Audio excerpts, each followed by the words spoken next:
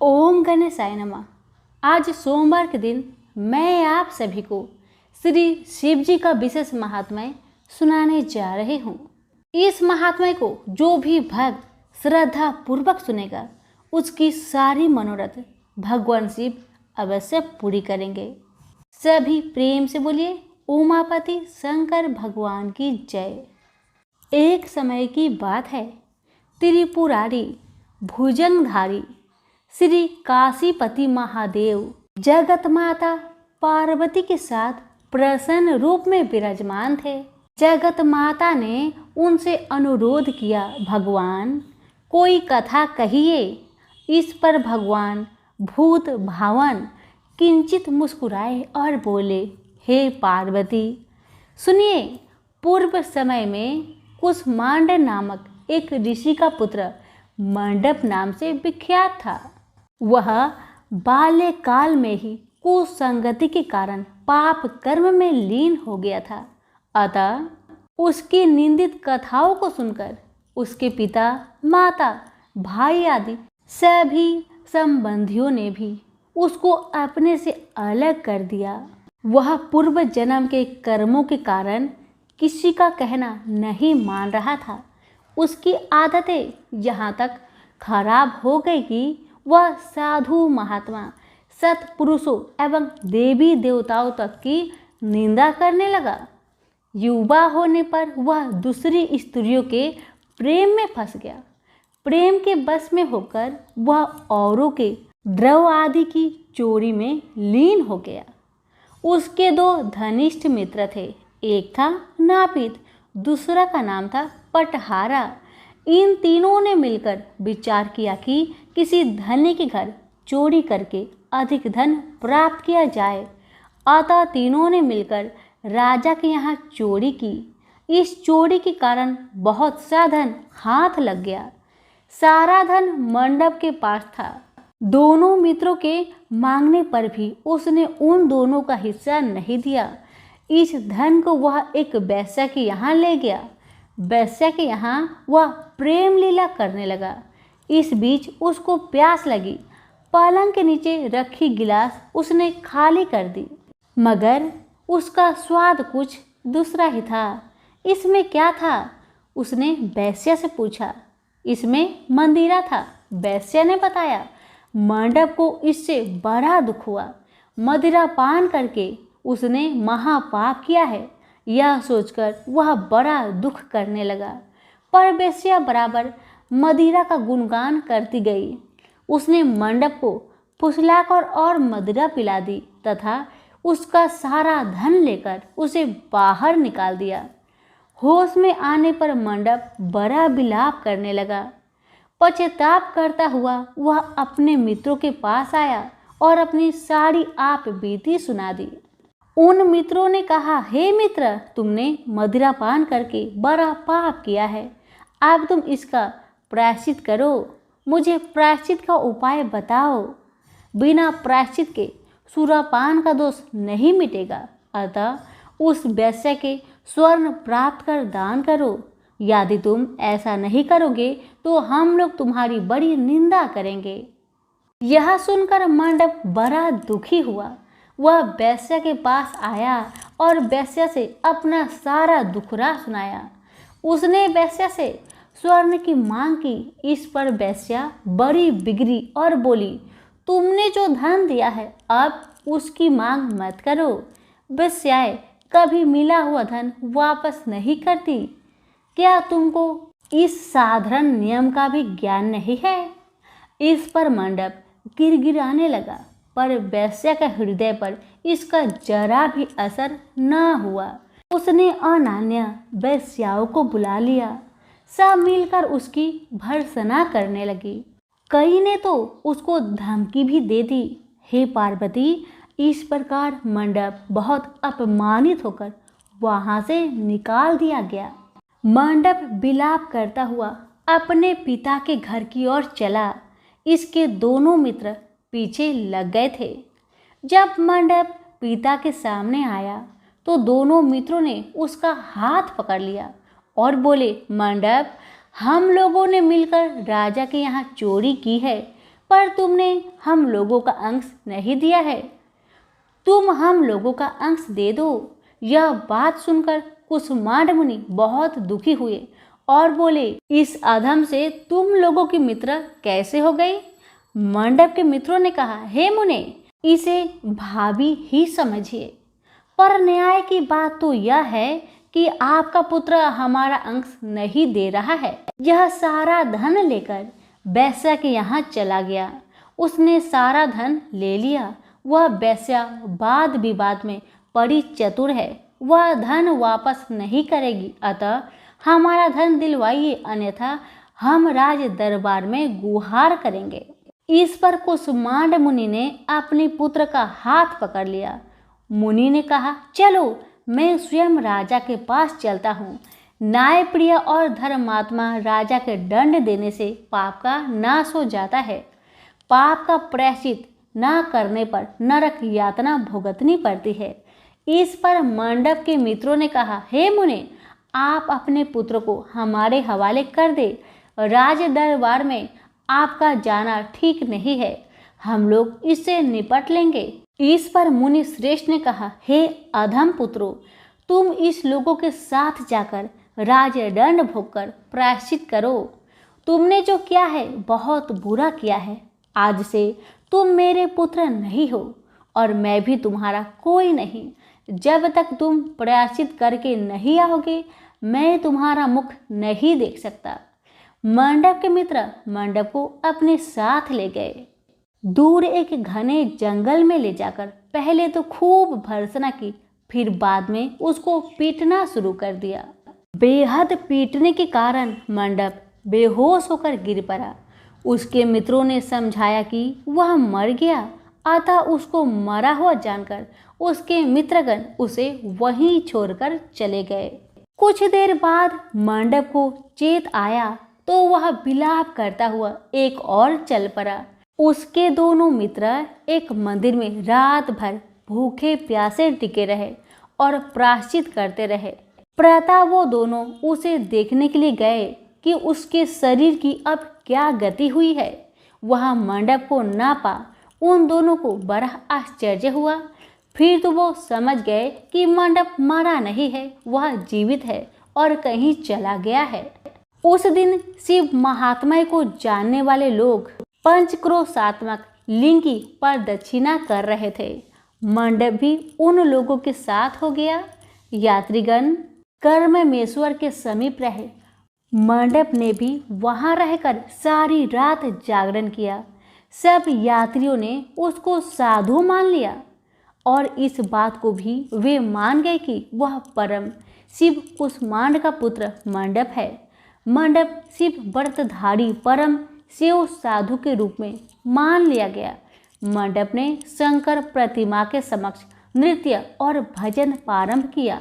सज्जनों ने उसकी भक्ति देखकर उसका बड़ा आदर किया।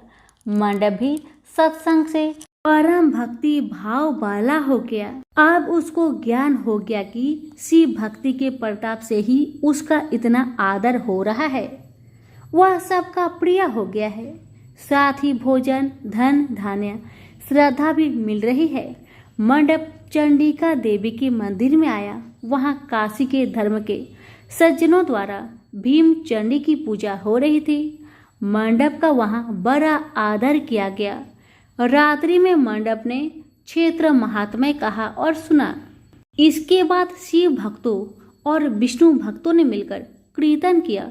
मंडप ने इस नृत्य कीर्तन में प्रमुख भाग लिया। इससे प्रसन्न हो सबने मंडप की भूरी भूरी प्रशंसा की। इस प्रकार मंडप का मन शिव में लग गया। हे पार्वती, इस प्रकार मंडप मेरे क्षेत्र की प्रदक्षिणा करने लगा।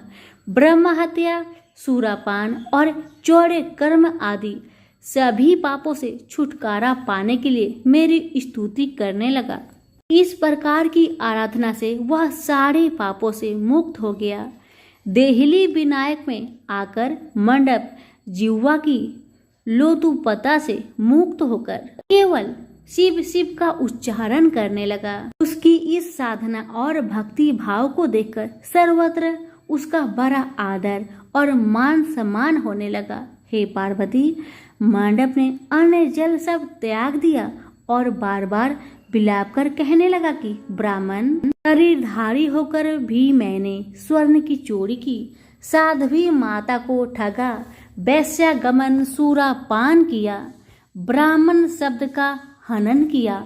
पश्चात से मंडप विहल हो गया।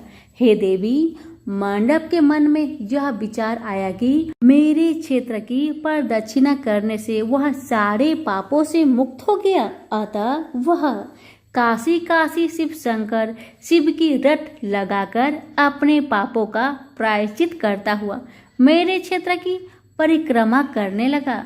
रामेश्वर लिंग में आकर उसने स्नान पूजन किया, सोमनाथ का पूजन किया, सीता और लक्ष्मण के साथ श्री राम जी का पूजन किया। पूजन और भक्ति भाव देखकर सर्वत्र उसकी प्रशंसा हुई। मंडप ने अन्न जल का त्याग कर दिया था। तदंतर वृष भदवज में आकर स्नान देव पूजन किया। प्रातःकाल वरुण संगम में स्नान किया। मुझे पूछता हुआ वह मेरे मंदिर आया। उसने आकर बड़ा दान पुण्य किया। सदोष मंडप ने साष्टांग प्रणाम किया। वह अनेक महात्मा उपस्थित थे। हे पार्वती, मंडप सबके आगे हाथ जोड़कर खड़ा हो गया और पूछने लगा, हे महात्माओं, मैंने बड़े बड़े पाप किए हैं। आप लोग कृपया यह बतलाइए कि इन पापों से छुटकारा किस प्रकार मुझे मिलेगा। सभी महात्माओं ने कहा, हे मंडप, तुम शिव भक्ति केशव के भक्त हो गए हो। पंचक्रोशात्मक लिंग प्रदक्षिणा से और शिव कीर्तन से तुम्हारे सारे पाप नष्ट हो गए हैं। इस प्रकार सुन मंडप ने कहा, हे सत्यगणों, पिताजी ने तो मुझको घर से निकाल दिया है। अब मैं अपने घर कैसे जाऊं? और हे मुनि श्रेष्ठों, पिता को कैसे अपना मुंह दिखलाऊं? इस पर सबने कहा, अब तुम्हारे सारे पापों का प्रायश्चित हो गया है, तुम सहर्ष घर जा सकते हो। हे पार्वती, इस प्रकार मंडप अपने पिता के घर के सामने आया और शिव शंभो शंभो महादेव महादेव का उच्चारण करने लगा। स्वर सुनकर कुष्मांड मुनि ने अपनी पत्नी से कहा, हे प्रिय, देखो तो कौन द्वार पर शिव का उच्चारण करता हुआ आया, हमें परम सुख दे रहा है। शिव नाम की अमृत वर्षा कौन कर रहा है? मुनि पत्नी ने द्वार पर अपने पुत्र को देखा। हे पुत्र, तुम्हारा आना कैसे हुआ? मंडप ने कहा, हे माता, आपको और पिताजी को महात्मागण बुला रहे हैं। यह सुनकर मंडप की माता अपने पति के पास आई और उनसे सारा वृत्तांत कहा। हे पूज्यवर, आपका पुत्र शिव का नाम रटता हुआ द्वार पर उपस्थित है। उसका कहना है कि प्रायश्चित करके वह पवित्र हो गया है। सदस्यगण आपको बुला रहे हैं, वे प्रायश्चित का प्रमाण देंगे। कुष्मांड मुनि दरवाजे पर आए। उन्होंने रुद्राक्षधारी शिव भक्त मंडप को देखा। तुम क्यों आए हो? थोड़े से प्रायश्चित से बड़े पाप का नाश नहीं होता है। मंडप ने कहा, हे पिताजी, इसमें कोई संदेह नहीं है कि मैंने बड़े पाप किए हैं। इतना होने पर भी महात्मागण आपको बुला रहे हैं। मुनि अपनी पत्नी के साथ महात्माओं के पास आए। महात्माओं ने एक स्वर में कहा, हे मुनिवर, आपका पुत्र समस्त पापों से मुक्त हो गया है। कुष्मांड ऋषि ने पूछा, हे मुनि श्रेष्ठों, किस आधार पर आपकी दृष्टि में मेरा पुत्र पाप मुक्त हो गया है? इसने तो बड़े बड़े पाप किए हैं।